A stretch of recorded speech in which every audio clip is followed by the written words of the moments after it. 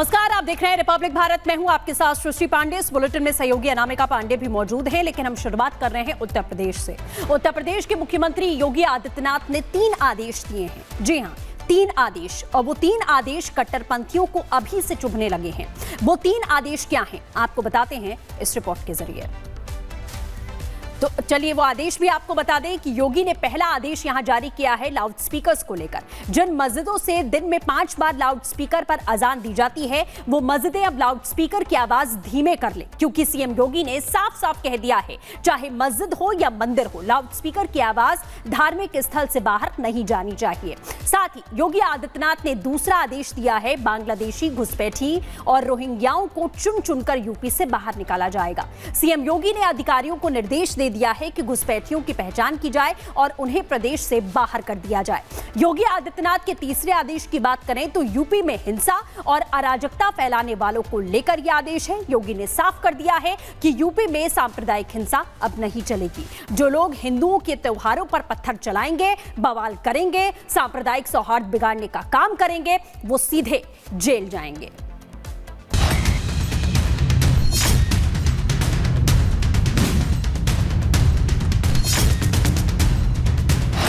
कानून का राज प्रदेश में कैसे स्थापित किया जाता है, इसकी सीएम योगी आदित्यनाथ मिसाल पेश कर रहे हैं। सीएम योगी आदित्यनाथ ने अब जो 3 आदेश दिए हैं, उसे सुनकर तो कुछ कट्टरपंथियों को खाना नहीं हजम हो रहा होगा।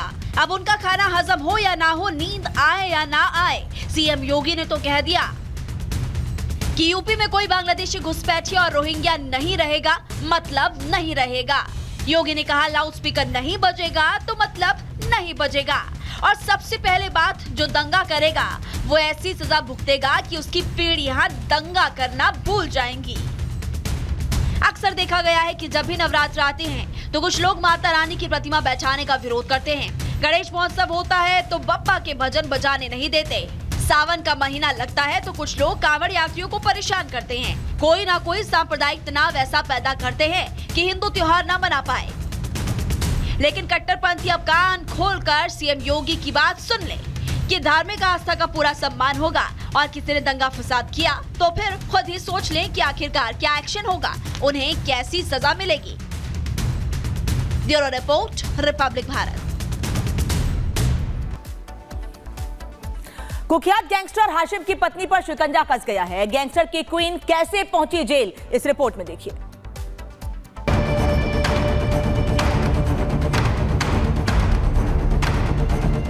मासूम चेहरा, कातिल अदाएं, रील्स की शौकीन, भले ही आम महिला लग रही हो, लेकिन ये कोई आम महिला नहीं, बल्कि आतंक का पर्याय बन चुकी दिल्ली की लेडी डॉन है, जो अब पुलिस के शिकंजे में आ गई है। लंबे वक्त से आंख मिचौली का खेल खेल रही गैंगस्टर हाशिम बाबा की बीवी जोया खान आखिरकार दिल्ली पुलिस की स्पेशल सेल के हत्थे चढ़ गई। दिल्ली पुलिस को जोया खान के नॉर्थ ईस्ट के वेलकम इलाके में मौजूद होने का इनपुट मिला तो तुरंत टीम एक्टिव हो गई और 270 ग्राम हेरोइन के साथ जोया खान को गिरफ्तार कर लिया। बरामद हेरोइन की कीमत इंटरनेशनल मार्केट में करीब 1 करोड़ बताई जा रही है। दिल्ली पुलिस को शक था कि जोया खान न केवल हाशिम बाबा की गैंग को ऑपरेट कर रही थी, बल्कि ड्रग सिंडिकेट का भी अहम हिस्सा थी। गिरफ्तार जोया खान दिल्ली के कुख्यात गैंगस्टर हाशिम बाबा की तीसरी बीवी है। हाशिम बाबा के जेल में जाने के बाद से जोया ही पूरा गैंग ऑपरेट कर रही थी। एजेंसीज की माने तो जोया ही सेंट्रल जेल में हाशिम बाबा से मिलने जाती थी। बाबा इशारों में जोया को काफी ट्रेनिंग दे रहा था। जोया न केवल जेल के बाहर बाबा के मददगारों से लगातार संपर्क में रहती थी, बल्कि हाशिम बाबा के निर्देश पर उसके सारे गोरख धंधे को संभाल रही थी। सूत्रों की माने तो कई साल से क्राइम ब्रांच की special cell crime branch Zoya को गिरफ्तार करने की कोशिश में थी, लेकिन जोया पेशेवर अपराधी की तरह अपने खिलाफ कोई सबूत नहीं छोड़ती थी। बुधवार को स्पेशल सेल को जैसे इनपुट मिला कि हाशिम बाबा की बीवी अपनी कार में ड्रग्स की सप्लाई करने जा रही है, स्पेशल सेल ने बिना मौका गवाए ट्रैप लगाया और मौके से उसे ड्रग्स के साथ गिरफ्तार कर लिया। फिलहाल स्पेशल टीम जोया खान से पूछताछ कर पूरे सिंडिकेट की तलाश में जुटी है, ताकि गैंगस्टर हाशिम बाबा के पूरे गैंग को खत्म किया जा सके। Bureau report, Republic Bharat.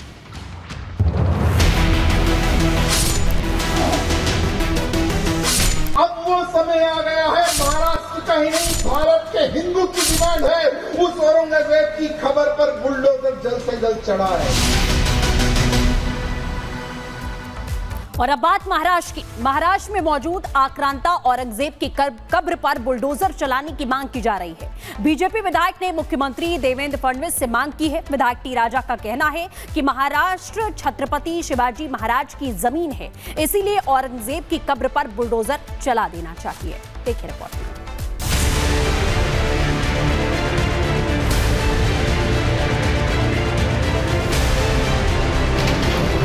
हमारे संभाजी नगर में उस औरंगजेब की खबर क्यों अब तक बची हुई है?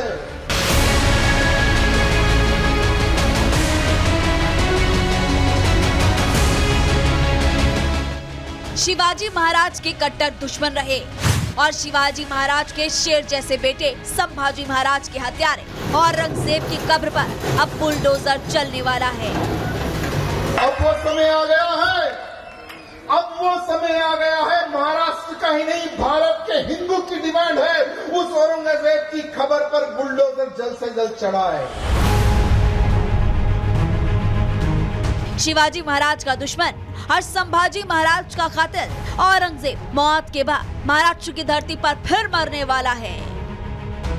औरंगजेब का नाम और निशान महाराष्ट्र की पवित्र धरती से मिटाए। यहाँ सिर्फ महाराष्ट्र का हिंदू नहीं, अब पूरे भारत का हिंदू की डिमांड है कि औरंगजेब का नाम और निशान मिटाए। सबसे क्रूर मुगल बादशाह औरंगजेब की कब्र को लेकर महाराष्ट्र में ऐसा संग्राम छिड़ गया है कि औरंगजेब की मौत के करीब 307 साल बाद फडणवीस सरकार के सामने मांग उठाई जा रही है कि औरंगजेब का नाम और निशान मिटा डालो, उसका वजूद हिंदुस्तान में नहीं रहना चाहिए। देवेंद्र जी, मुझे अच्छा याद है आपने कहा था कि उस औरंगजेब की खबर पर कुत्ते मुतेंगे। अब वो समय आ गया है, औरंगजेब का नाम और निशान महाराष्ट्र की पवित्र धरती से मिटाए। औरंगजेब की कब्र अभी महाराष्ट्र के संभाजी नगर में बनी है। आपको बता दें कि जिस औरंगजेब ने हिंदुस्तानियों पर जुल्म किया, हिंदुओं पर अनेक तरह के अत्याचार किए, उस औरंगजेब की कब्र पर अब भी कुछ लोग मत्था टेकने और फूल चढ़ाने जाते हैं। और तो और जहां उसकी कब्र है, उस शहर का नाम तक औरंगाबाद था, लेकिन बाद में औरंगाबाद का नाम तो बदल दिया गया, लेकिन अभी तक औरंगजेब की कब्र जस की तस बनी हुई है, जिस पर अब विवाद हो रहा है। देवा भाव से मांग उठाई जा रही है कि एक्शन लो और तोड़ डालो उस कब्र को जिसने शिवाजी महाराज के शेर जैसे बेटे की हत्या की है। आज भी उसकी खबर वहां पर बनी हुई है, उस गद्दार की खबर वहां पर